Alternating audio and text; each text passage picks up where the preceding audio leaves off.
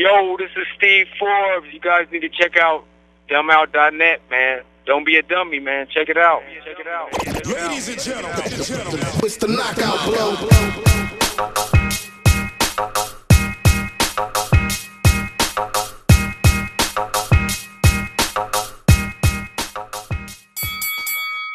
Is there anything you really want to talk about that you got on your mind? Well, you know, this the whole, man, I know everybody saw the Malignaggi, man, Diaz. Yeah. You know, it just goes to show, man, that, you know, boxing, people should have enough of that, man. I mean, you know, a lot of people say that Diaz is the money guy and all that. Man, that's bullshit. It shouldn't be about that. It should be whoever wins the fight, you know, whether he's the name guy or he has a big-time promoter or not, should, man. I mean, I think a lot of fans are being turned off, man, because the guy that, you know, really wins the fight did it because he's overshadowed by a bigger name, man, and it just messed up, man. You know, that's why people watch really UFC. I mean, I'm a UFC fan. Mm-hmm. I mean, you barely see any robberies in the UFC. And if there is any controversial decision, have an immediate rematch. Right. Fire it up. So, you know, I just think, man, you know, people are sick and tired of the robberies, man. And me, you know, I've been ripped off, and not once, not even twice. You know what I mean? I mean, I've had my share of robberies, and to watch Paulie go through that, man, it was just a flashback for me because I know exactly how he felt, man. And it just, that happens a lot in boxing, though. It's messed up, man, and it's screwed up. And, you know, I think something needs to be done about it, man. I think the fans, though, can demand and say, hey, man, we're not going to watch these fights, you know, until some justice. I think fans have a lot bigger voice than what is perceived to be. You know, being that fans pay the kids, fans turn the TV on. You know, I think, man, you start clamoring and saying this is not right. You know, and you know what? And it's not just the whole Paulie getting ripped off. I mean, it was the scoring and the way they did it. Right. I mean, I couldn't believe the 118. I was like, what fight was you watching? Yeah. Now, if it would have been 115, 115, 114. Right. You could make an argument and saying, hey, man, you know, some of those ones were close. We thought Paulie won, but, hey, it was close. You can't really. But the fact that they start doing the score like that 118, man, 110, I mean, and no judge even voted that Paulie even won the fight. That was horrible, too, man. Right. No, that was crazy because I thought he outboxed him. I thought he won the fight by, like, I had him by a couple. Yeah, I thought he won it by at least two to 3 points. You know, I mean, watching the fight, but you know, I wouldn't argue with the draw if they would have had it a draw. I wouldn't argue. I mean, the same thing happened to that Chris John Rocky Juarez fight too. Yep. I could not believe that. I was like, Juarez wins. John wins the unanimous decision, and then all of a sudden they call it a draw. I was like, what are you talking about? Yep, dirty, man. I don't know. It's crazy. But I love boxing, man. I'm gonna stick with it till the day I die. So yep. It don't really matter to me. Yeah, got to, man. I mean, the thing in the world is, man, you got people like you and other people, man, that speak how they feel and say, hey, man, I thought this guy won, man. And that's what I think is the best thing for the fighters and general boxing, because when people speak up and say, hey, man, this is what I thought, so I do want to see him fight again. You know, Paulie impressed me. I mean, when people start saying like that, it makes it not as bad.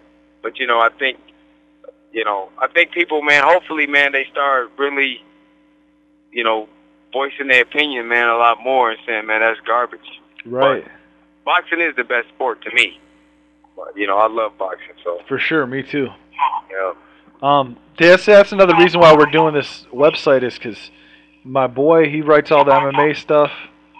I write all the boxing. Because we're just sick of the whole. How can you compare the two sports? They're really two different sports, but that's the whole thing. Like, we're doing this to basically bridge a gap. Yeah, that's cool, man. And, it is great, man, because the gym I work out at is an MMA/boxing gym. So, you know, it's pretty cool. It's actually a new gym, man. It's called Four Aces. Uh-huh. Yeah, it's a new gym. One of my friends, you know, him and a couple other guys own the gym. So, no, it's really cool, man. A lot of MMA guys come in there. They have a cage and a boxing ring, so that's cool. Pretty cool, man. So who do you got train? Who's your trainer at the moment right now?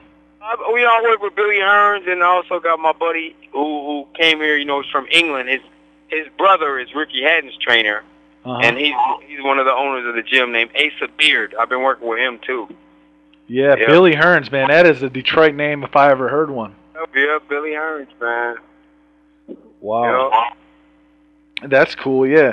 So, I mean, for the people that don't know, can you explain how you got your nickname? 2 pounds? 2 pound, man. I was born weighing 2 pounds, man. And it just kind of stuck with me, man. You know, that nickname. I didn't like it at first, you know, but I was always called that as a kid from my parents, and you know, one day when I was in the boxing gym, I think my grandmother came up there and said 2 pound, and everybody's like 2 pound, and just kind of stuck, man. That was. Plus, you know, in the boxing gym, I grew up with all the neighborhood guys, so they called me that anyway. But it just kind of stuck, man, and it even stuck into the pros, man. I didn't even, you know, I tried to get away from it, but yeah, you can't. Once you get a nickname, it's damn near impossible to get away from it. Yeah, you can't get away from it. So, yeah. So, who was your best opponent you ever fought? Well, that you thought? I gotta definitely say Oscar De La Hoya, man. I mean, he's multi-time champion. You know, one of the great fighters, man. I mean, definitely he's the best fighter I've fought. And how about the hardest puncher? Hardest puncher, I gotta put Oscar in there too. As far as because he had a good left hook. Yeah, because he was the biggest guy I actually fought. So yeah, I gotta put him in there as one of the hardest boxers that I faced. So everyone knows that you were on the Contender Series. What are your thoughts about the Contender Series? I mean, you think it was good for boxing? Do you like it or? I think it was good, man. I mean, I think they got a little. I definitely think it was for boxing, man, because it brought a lot of people to what boxing. I mean, it was a difficult show to do because you know, a lot of guys like I itself had to move up in weight. I and a lot of other guys had to move up, and some guys came down. I think the concept was good, man. Format.